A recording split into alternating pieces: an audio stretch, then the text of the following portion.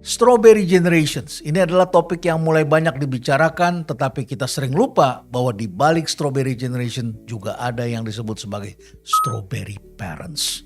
Dan seperti apa Strawberry Parents ini? Saya kira contohnya ada cukup banyak di masyarakat. Kita melihat ada orang tua yang memberikan fasilitas yang berlebihan kepada anak-anaknya.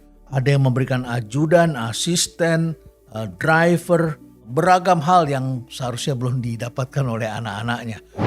Saya ingin mengingatkan apa yang dikatakan oleh Frederick Douglass, seorang pejuang sosial yang pernah mengatakan lebih mudah membangun strong children daripada kita memperbaiki apa yang disebut sebagai broken man, manusia yang sudah kadung rusak.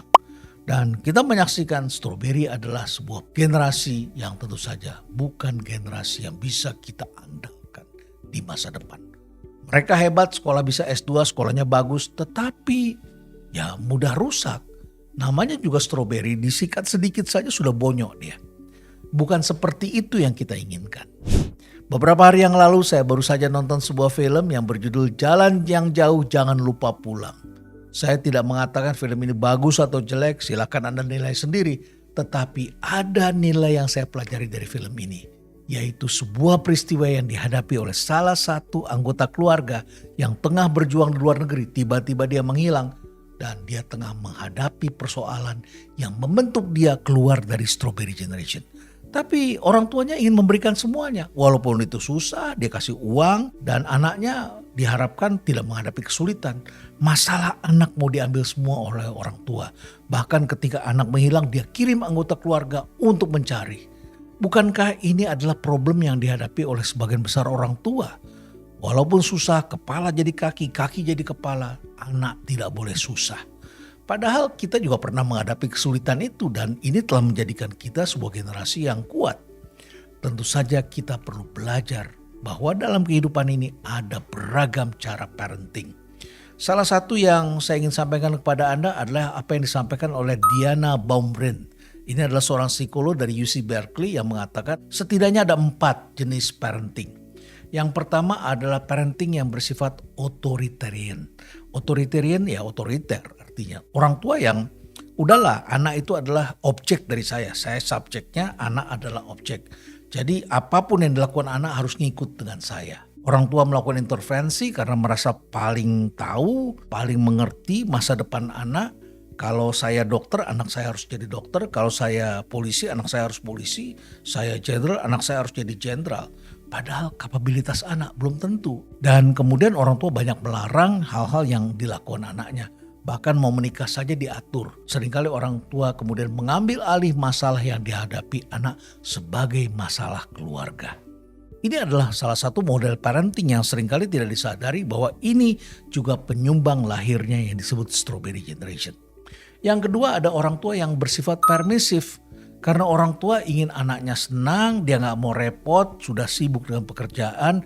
Dan akhirnya orang tua kemudian memberikan apapun yang diminta oleh anaknya. Bahkan kalau perlu dilebihkan. Dan kemudian tidak menuntut tanggung jawab terhadap perilaku yang dilakukan oleh anaknya. Gadgetnya rusak, ya sudah belikan lagi yang baru. Dan orang tua tidak pernah menghukum anaknya. Yang ketiga ini adalah parenting yang disadari oleh orang tua yang mempunyai rasa tanggung jawab dan pengetahuan yang baik yang disebut sebagai otoritatif. Orang tua yang otoritatif itu punya kompetensi, punya pengetahuan, cari tahu dan kemudian dia mencoba memberikan anaknya tanggung jawab, terbiasa dengan orientasi waktu yang baik dan tahu bahwa setiap keputusan ada konsekuensinya, ada batasan yang diberikan dan juga ada kemudahan. Boleh kamu lakukan ini tapi batasi ya. Boleh kamu main online game tapi jangan menjadi kecanduan. Mainnya hanya boleh 2 jam. Jadi ada batasan-batasan dan kemudian dia juga mengajarkan anak memahami reasoning dan konsekuensi dari perbuatan yang dilakukan. Nah yang keempat ini adalah cara yang disebut uninvolved. Agak mirip dengan permisif tapi kali ini orang tuanya benar-benar tidak peduli dengan anaknya. Ibaratnya kita menyaksikan ada orang tua bawa anak pergi ke suatu tempat dan sampai di tempat itu anaknya asik dengan dirinya sendiri, orang tuanya asik dengan gadgetnya. Orang tuanya senyum-senyum sendiri dengan gadgetnya, anaknya gak diajak ngomong dan kemudian orang tua tidak tahu bahwa anaknya sudah masuk di dalam kolam di bawah sana. Tiba-tiba ada orang teriak dan orang tua baru kaget. Jadi orang tua yang tidak terlibat pada anaknya dan sedikit sekali memberikan arahan. Inilah 4 tipe parenting yang saya kira perlu kita pelajari dan perlu kita tempatkan diri kita di mana. Mudah-mudahan dengan melihat ada 3 tipe yang tidak baik itu, Anda bisa menjadi orang tua yang melakukan parenting dengan cara otoritatif. Tentu saja ada lagi orang tua yang ingin mengutamakan hasil. Jadi orang tua pengen anaknya cepat-cepat menjadi juara kelas, juara dalam segalanya, dan mengabaikan proses. Ada lagi orang tua yang juga mengedepankan pentingnya family brand. Saya tahu branding ini penting sekali, dan dengan branding yang kuat itu maka kita akan mendapatkan kemudahan. Ngurus paspor orang lain antri kita dipermudah karena orang kenal kita. Kita sampai di airport tuh yang ingin menolong kita banyak sekali. Ketika kita di jalanan mobil kita mogok, kita keluar sebentar menunjukkan wajah kita, orang dengan cepat menolong. Anak kita mau urusin, tidak perlu ikut tes dan langsung disuruh tanda tangan. Nah, ini family brand. Tapi kalau family brand itu diberikan kepada anak-anak yang belum tahu proses, maka kita akan melahirkan strawberry generation yang tidak kita inginkan. Tentu saja masyarakat di Indonesia menginginkan anak-anaknya itu menjadi raja wali. Persis seperti yang pernah saya ulas ketika saya menceritakan film Ngeri-Ngeri Sedap. Yang bagi saya itu adalah cita-cita orang tua untuk mengembangkan anaknya menjadi raja wali. Merantau ke Jakarta dari Tanah Batak, kemudian mereka berjuang setengah mati. Ada yang sekolah, ada yang membangun karir, ada yang berkarya di masyarakat. Kita tidak ingin mereka berada di sekitar ketiak kita dan mencari makan dari orang tuanya. Persis seperti burung dara yang kita pelihara di rumah yang sayapnya kita ikat. Yang lalu selalu mencari makan minta sama kita. Ya karena kita tidak melatih mereka cari makan sendiri. Dan tugas kita memang selalu menabur makanan agar anak-anak berada di sekitar kita. Di berbagai suku di Indonesia banyak sekali orang yang ingin anak-anaknya merantau keluar dari ketiak orang tuanya. Tapi kalau anak itu dilihat orang tuanya tidak sukses atau belum sukses di perantauan, buru-buru orang tua minta agar anaknya balik ngurus lahan dan bantu orang tua. Saya pernah mempunyai murid seperti ini yang harusnya mereka 2 tahun belajar sama saya dan saya latih mereka keluar dari strawberry generation. Begitu sulit sedikit, ya terus kemudian mungkin dia ngadu pada orang tuanya dan disuruh pulanglah dia. Dan pada waktu akan pulang anak ini menangis pada saya. Bayangkan ini orang dewasa, sekolahnya bagus, menangis karena dia bercerita orang tuanya itu kesusahan cuma seorang diri. Dan akhirnya saya pelajari sebetulnya seperti apa sih orang tuanya. Ternyata orang tuanya masih sehat dan orang tuanya mengaku mengalami kesulitan dan anaknya sedih sekali dan akhirnya anaknya pulang betulan. Ini juga bentuk dari strawberry parenting. Nah, juga ada suku yang mengajarkan anak-anaknya tidak boleh merantau karena kalau punya anak perempuan merantau nanti tidak mendapat jodoh dari suku yang sama. Ini juga salah satu bentuk dari strawberry parenting. Juga ada lagi orang tua yang kurang berhasil ketika membangun rumah tangga. Karena kurang berhasil akhirnya kemudian ya dia memberikan segala sesuatu berlebihan pada anaknya. Dan akhirnya anaknya itu melakukan hal-hal yang bersalah didiamkan. Dan anaknya menjadi orang yang sekolahnya tidak selesai didiamkan. Kemudian menikah buru-buru mengambil keputusan. Ketika mereka ada masalah ngadu sama orang tuanya. Sehingga orang tuanya kemudian benci pada mantunya. Dan kemudian setelah itu diekspos ke publik. Setelah itu kita saksikan bercerai. Menikah, bercerai, menikah, bercerai. Dan orang tua lucunya selalu membiayai pesta pernikahan anak-anak ini. Pada pernikahan yang kedua, yang ketiga. Anak harusnya sudah mandiri. Ternyata orang tua tetap menjadi sumber pendapatan bagi anak-anaknya. Jadi orang tua seperti ini seringkali cepat-cepat ingin mengambil masalah sepele yang dihadapi anaknya. Misalnya saja mengerjakan PR, itu orang tua yang kerjakan. Ketika anak harus remedial ya orang tua juga cari orang yang bisa bantunya. Kemudian ketika kuliah ya nyogok. Nanti anaknya suatu ketika lihat teman-temannya sudah jadi guru besar, pengen bantu anaknya, bahkan dicari jokinya. Bahkan sekarang sudah mulai heboh, banyak sekali guru besar yang ternyata menggunakan joki agar bisa membuat paper ilmiah. Setidaknya ada 13 hal yang saya catat perlu mendapatkan perhatian. Dan kalau kita ingin anak-anak kita kuat, maka hindarilah melakukan 13 hal berikut ini. Yang pertama, kita membiarkan mereka mempunyai yang disebut victim mentality. Ingat, Menjadi victim itu oke-oke saja. Karena dalam perjalanan karirnya kita boleh kalah, kita boleh melihat orang lain berhasil. Kita harus apresiasi orang-orang yang berhasil. Namun kalau kita tidak berhasil, kemudian jangan membangun victim mentality. Kita seringkali kemudian bercerita kepada orang, mencari empati bahwa kita dikorbankan, bahwa kita adalah orang yang seharusnya jadi juara tapi kita tidak jadi juara karena ada orang yang melakukan curang kepada kita. Yang kedua, tidak mengajarkan rasa bersalah dengan benar. Ingat bahwa dalam segala sesuatu tindakan anak-anak kita, ketika dia menjalankan sesuatu yang benar, ada kemungkinan itu merugikan orang lain. Itu boleh kita lakukan kalau itu adalah membangun orang lain. Misalnya saja teman kita tidak belajar dan kemudian kita kasih contekan. Kita harus berani mengatakan no terhadap mereka yang butuh contekan. Karena orang yang lulus dengan contekan tidak membangun integritas. Namun ketika dia tidak lulus, kita rasa bersalah. Sering dalam kehidupan ini kita sebagai orang dewasa tidak membantu orang lain yang harusnya kita bantu karena kita ingin memperkuat mereka agar mereka tidak bergantung kepada kita.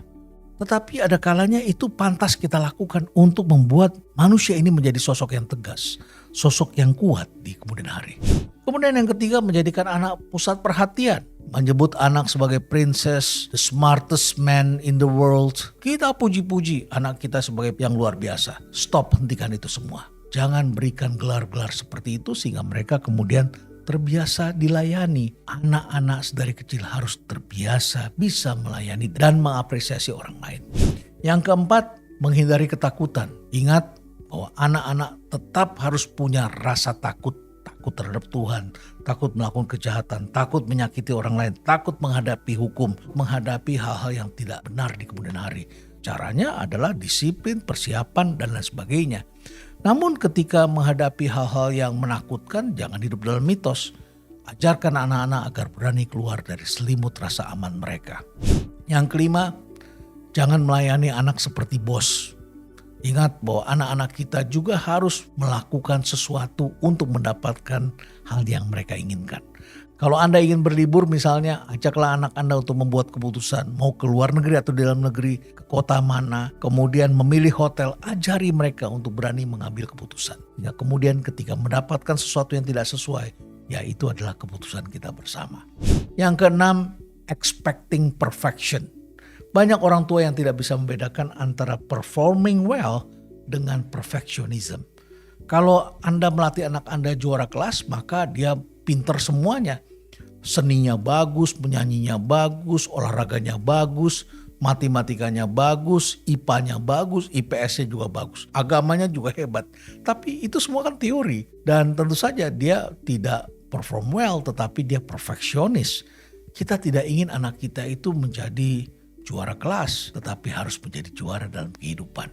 Di dalam juara kehidupan itu dia harus memilih bahwa manusia tidak harus juara dalam semua hal. Dia menjadi hebat. Meletihkan sekali hidup yang demikian. Dan ketika dia tidak well, maka dia akan sangat kecewa. Orang yang tidak pernah kalah, sekali kalah, maka dia akan berakhir. Yang ketujuh, membiarkan anak menghindari tanggung jawab. Ingat, dari kecil latih anak Anda agar punya tanggung jawab. Siapa yang cuci piring, siapa yang merapikan meja, siapa yang bantu masak, siapa yang merapikan kamar. Kasih mereka tugas sehingga mereka punya tanggung jawab. Yang kedelapan, mengambil rasa sakit mereka. Ingat bahwa dalam kehidupan ini perasaan tersakiti, sedih, cemas adalah bagian dari hidup. Biasa saja. Boleh anak kita sedih, cemas. Kalau dia baru diputus oleh pacarnya, biarkan saja. Dia menangis, dia tidak bisa menerima. Boleh dia hadapi itu. Karena dengan biasa menghadapi kesulitan seperti itu, ini akan melahirkan anak-anak yang kuat. Yang kesembilan, membiarkan tidak bisa meregulasi emosi. Anak-anak harus terbiasa dilatih untuk memiliki yang disebut kompetensi emosional. Karena dengan begitu anak-anak bisa meregulasi emosinya. Jangan selalu setiap saat ketika mereka kesulitan atau tidak sedang happy, selalu orang yang membuat mereka tidak happy itu kita berikan sanksi, kita datangi, dan kita bela demi anak kita. Tidak demikian. Yang ke-10, mencegah anak buat kesalahan. Ya, saya banyak menghadapi hal-hal seperti ini. Banyak orang tua yang kalau saya bikin anak-anaknya ikut kelas saya harus kesasar di luar negeri, orang tuanya ingin ikut. Kemudian orang tuanya mengatakan kalau terus ikut kelasnya Pak Renald lebih baik berhenti. Padahal saya sedang mengajarkan anak-anak itu agar berani menghadapi kehidupan. Sejumlah mahasiswa saya ketinggalan pesawat di luar negeri dan mereka sering telepon saya minta bantuan. Saya tahu tujuan mereka adalah minta agar saya atasi problem mereka. Padahal saya sedang melatih bagaimana caranya mereka menghadapi kesulitan dan itu bagus bagi mereka. Saya ajari mereka bagaimana menghadapi bangsa yang berbahasa berbeda-beda, menghadapi situasi yang tidak pasti, membaca situasi di suatu kota, dan bahkan ketika ketinggalan pesawat saya ajarkan mereka agar berani membuat keputusan dan kemudian bisa pulang dengan selamat. Tapi orang tua selalu ingin cepat-cepat mengambil alih itu dan tidak membiarkan anaknya melakukan kesalahan dengan cara mendampingi mereka. Tentu ini bukan cara yang bijak. Yang ke-11, tidak bisa membedakan antara disiplin dengan punishment. Disiplin artinya adalah mengajarkan anak-anak mempunyai kesungguhan dan punya aturan sehingga bergerak secara otomatis dan dia tahu bahwa ini penentu terhadap keberhasilan hidup mereka. Sedangkan punishment adalah satu tindakan yang kita lakukan pada anak kita untuk menyadarkan bahwa itu tidak pantas mereka lakukan. Ketika mereka pulang ke rumah sepatu dilempar, itu ada sanksinya. Ketika mereka tidak mengerjakan PR, ada sanksinya. Ketika mereka tidak nice terhadap ART di rumah, harus ada sanksi. Sehingga mereka tahu dalam kehidupan ini selalu ada sanksi yang mereka hadapi. Yang ke-12, jalan pintas. Wah, ini saya paling tidak senang ini membaca banyak sekali statement-statement dari orang-orang muda yang mengatakan jangan hard work tetapi smart work. Yang penting kita harus dapatkan financial freedom. Padahal umurnya belum 25 tahun sudah ingin financial freedom. Mau mudah, tidak mau susah. Mereka tidak mau menunda kenikmatan. Mereka ingin mendapatkan instant gratification. Ingin cepat-cepat mendapatkan sesuatu. Saya ingin ingatkan kepada Anda, strawberry generation terjadi ketika kita sebagai orang tua selalu ingin memberikan kemudahan dan membiarkan anak-anak kita mengambil pekerjaan yang terlalu gampang yang tidak menuntut macam-macam. Dan kalau kantornya buat susah mereka katakan ini adalah toxic workplace.